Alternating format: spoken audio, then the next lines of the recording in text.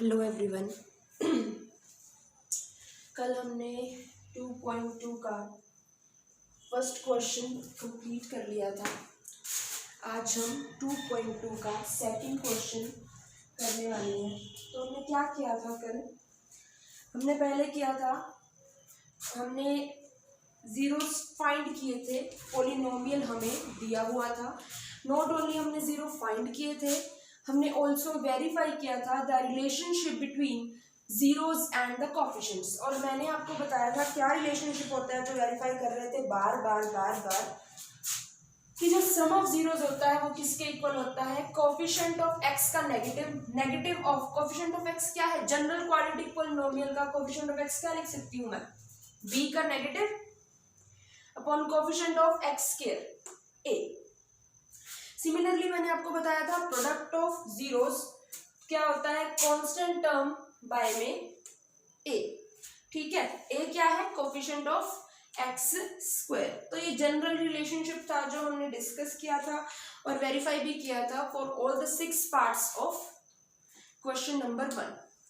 आज हम क्या करेंगे? आज हमें क्या दिया हुआ है इसको रीड करते हैं पहले तो स्टेटमेंट को। Find the quadratic polynomial. Quadratic polynomial आपको फाइंड करना है।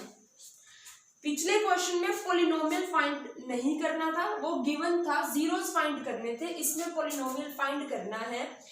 Each with the given numbers. Given number जो भी नंबर आपको दिए होंगे ना वो क्या होंगे? Sum and product of its coefficient. जो पहला नंबर है वो सम ऑफ कोफिशिएंट्स है और जो दूसरा नंबर है वो प्रोडक्ट ऑफ कोफिशिएंट है। तो फर्स्ट क्वेश्चन देखती हूँ मैं क्या है। फर्स्ट क्वेश्चन में ये दो नंबर लिखे हुए हैं 1/4 एंड -1। ये क्या है? उसने बोला as given numbers as the sum. पहला नंबर जो है वो क्या दे रहा है? सम दे रहा है और जो दूसरा नंबर है वो क्या दे रहा है? प्रोडक्ट दे रहा है। ठीक है, तो मैं आपको बताती हूँ ये चीज कि जो सम ऑफ जीरोस है हमें पता है वो किसके इक्वल होता है? -b/a के। अब देखिए आपको पॉलिनोमियल फाइंड करना है। पॉलिनोमियल इन जनरल किस फॉर्म का है? हमने लिखा हुआ है ax² + bx + c फॉर्म का पॉलिनोमियल है। यानी आपको क्या चीज पता होनी चाहिए कि आपको पॉलिनोमियल पता चल जाए? आपको a, b और c पता होना चाहिए, बस तो आपको पॉलिनोमियल पता चल जाएगा। यानी पॉलिनोमियल फाइंड करने की वैल्यू, फाइंड करने का क्या मतलब है कि आपको कोफिशिएंट्स और कांस्टेंट टर्म फाइंड कर लेनी है, बस पॉलिनोमियल आपको पता चल जाएगा। तो कहां से हेल्प लेंगे हम? हमें दिया हुआ है जो सम ऑफ जीरोस है वो किसके इक्वल है? 1/4 के। और हमारे अकॉर्डिंग जो सम ऑफ जीरोस है वो किसके इक्वल होता है? हम कहेंगे सम ऑफ जीरोस तो इक्वल होता है किसके? -b/a के। और आपके अकॉर्डिंग वो किसके इक्वल है इस क्वेश्चन में? 1/4 के।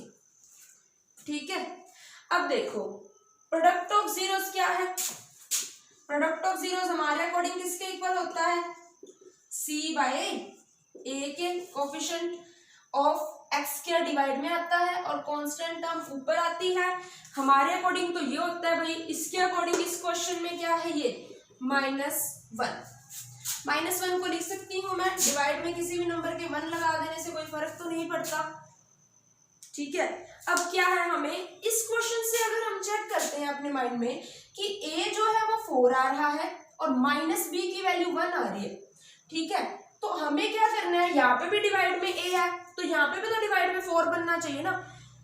यहाँ पे a के सामने 4 आ रहा है तो यहाँ पे भी a के सामने 4 आना चाहिए। अगर नहीं आ रहा तो हम खुद इसको लेकर आएंगे। इम्बैलेंस नहीं करना, बैलेंस रखेंगे। 4 से मल्टीप्लाई, 4 से डिवाइड। अब क्या बन गया? ये -4/4 बन गया। तो अब क्या है? a के सामने अब 4 आ रहा है। अब हम डायरेक्टली कंपैरिजन कर देंगे। कंपैरिजन से अगर हम देखें तो a किसके इक्वल आ रहा है?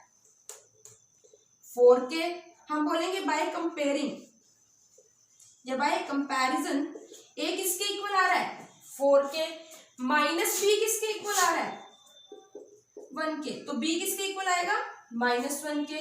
और c किसके इक्वल आ रहा है? -4 के। आपको ये वैल्यूज पता चल गई, a की वैल्यू पता लग गई, b की भी लग गई और c की भी वैल्यू पता लग गई। तो हमें क्या कर देना है? इसमें पुट कर देना है। क्या बन जाएगा? पॉलिनोमियल पॉलिनोमियल ax² यानी कि 4x² प्लस b की वैल्यू -1 प्लस c की वैल्यू -4, तो ये बन जाएगा -4। पॉलिनोमियल को रीअरेंज करके लिख देते हैं थोड़ा, मतलब सही करके, -x -4 is the required polynomial. यहाँ पे एक लाइन लिख दीजिए, this is the required polynomial. Required मतलब जो आपको चाहिए था, ये वही पॉलिनोमियल है इस क्वेश्चन में। ठीक है, तो क्या किया था, एक क्विक रिवीजन देख लीजिए। सम ऑफ जीरोस हमें पता है, हमने ये रिलेशनशिप कितनी बार पढ़ चुके हैं हम, कि सम ऑफ जीरोस क्या होता है, negative coefficient of x by coefficient of x square. ठीक है, और प्रोडक्ट ऑफ जीरोस होता है कांस्टेंट वाई में कोएफिशिएंट ऑफ एक्स स्क्वायर। यहाँ से हमने ये प्रोसीजर किया, ये -1 आ रहा था, सेम बनाना था क्योंकि a के सामने यहाँ पे 4 है, तो यहाँ पे भी 4 जनरेट करना था हमको, तो हमने 4 से मल्टीप्लाई 4 से डिवाइड कर दिया, तो कंपैरिजन से a 4 आ गया, b -1 c -4। जब वैल्यूज आपको पता है तो बस उनको पुट कर दीजिए, तो आपके पास क्या आ जाएगा, रिक्वायर्ड पॉलिनोमियल की वैल्यू आ जाएगी। सेकंड पार्ट करते हैं अब हम इसका।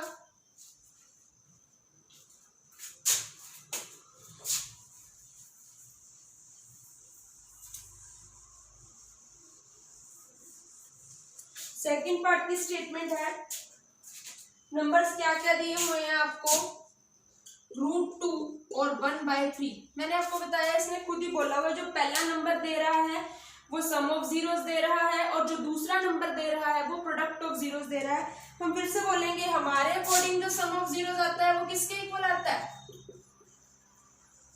इस पॉलिनोमियल का -b/a के, लेकिन इसके अकॉर्डिंग क्या आ रहा है,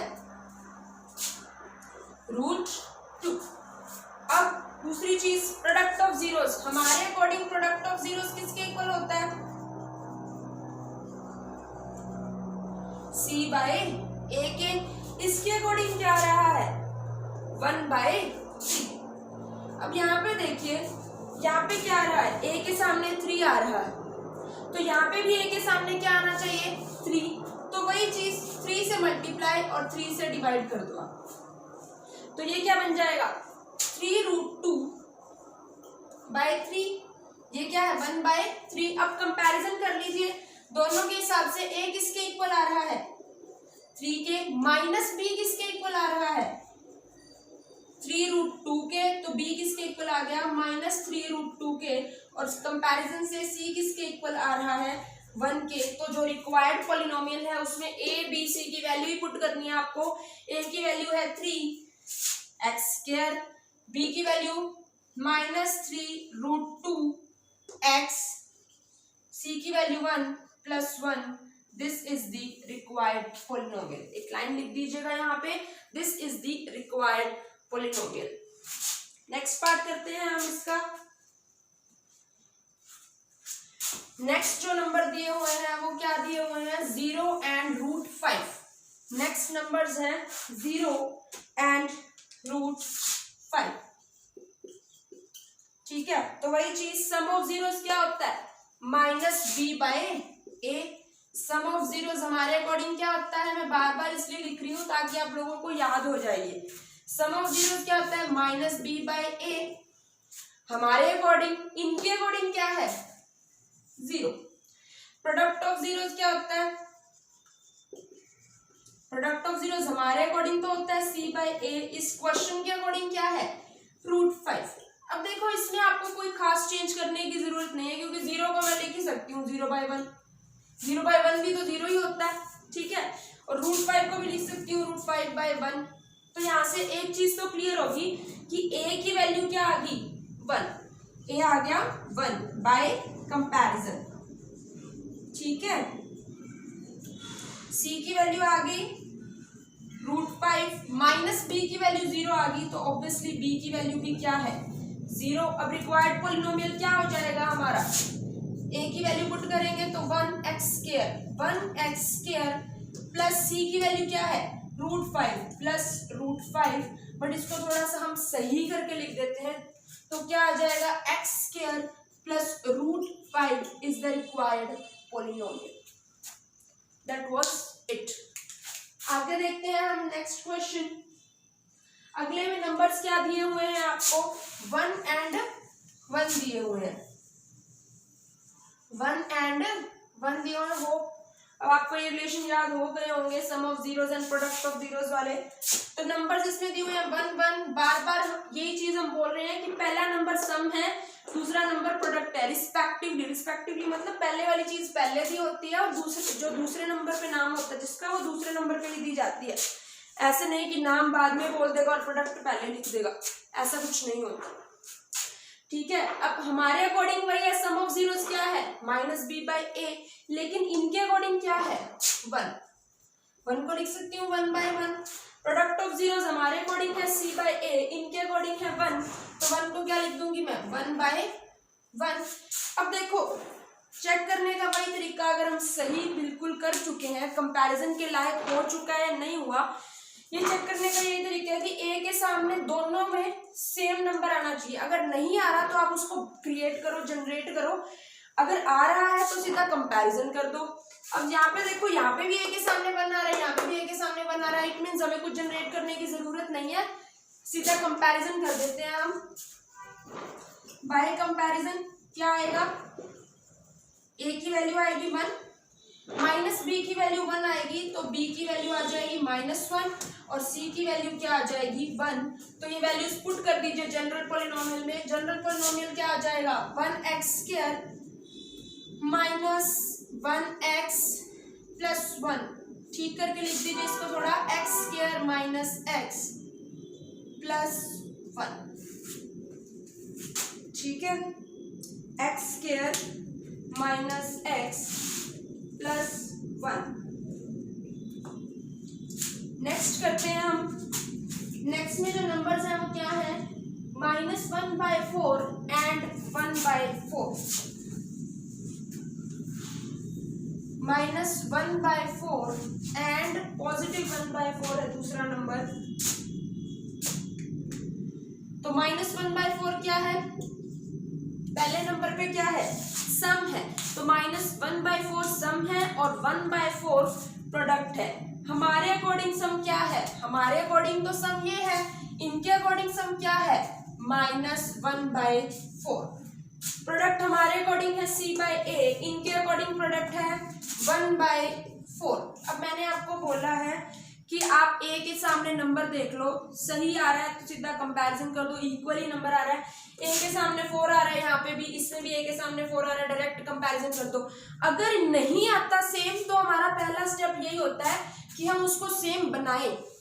ठीक है, अब इसमें आ ही रहा है तो जरूरत नहीं है, सीधा कंपैरिजन कर देते हैं। कंपैरिजन करेंगे तो ए की वैल्यू आ जाएगी 4, माइनस बी की वैल्यू आ रही है -1, माइनस से माइनस कट जाएगा तो b की वैल्यू आ जाएगी 1 एंड c की वैल्यू बाय कंपैरिजन आ जाएगी 1।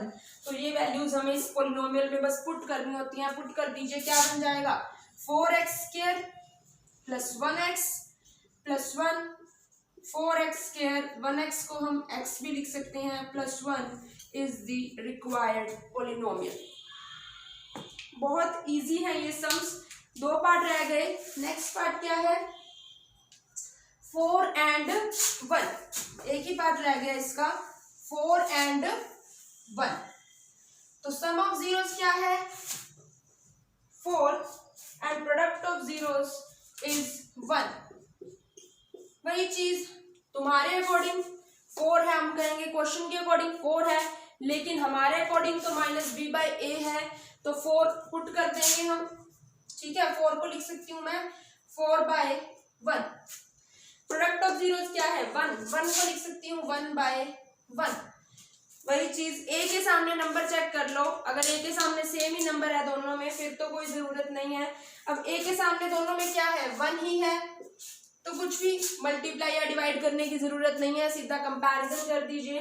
बाय कंपैरिजन ए की वैल्यू आ जाएगी 1, माइनस बी आएगा 4 तो बी आ जाएगा -4 और सी की वैल्यू आ जाएगी 1। ये वैल्यू इस पॉलिनोमियल में पुट कर देंगे, 1x² - 4x + 1, x² - 4x + 1। So this is the required polynomial. Exercise खत्म हो जाती है यहाँ पे 2.2। अगर आपको फर्स्ट या सेकंड क्वेश्चन में या फिर 2.1 में भी कोई डाउट आता है तो आप मुझे कमेंट सेक्शन में बता सकते हैं। Thank you.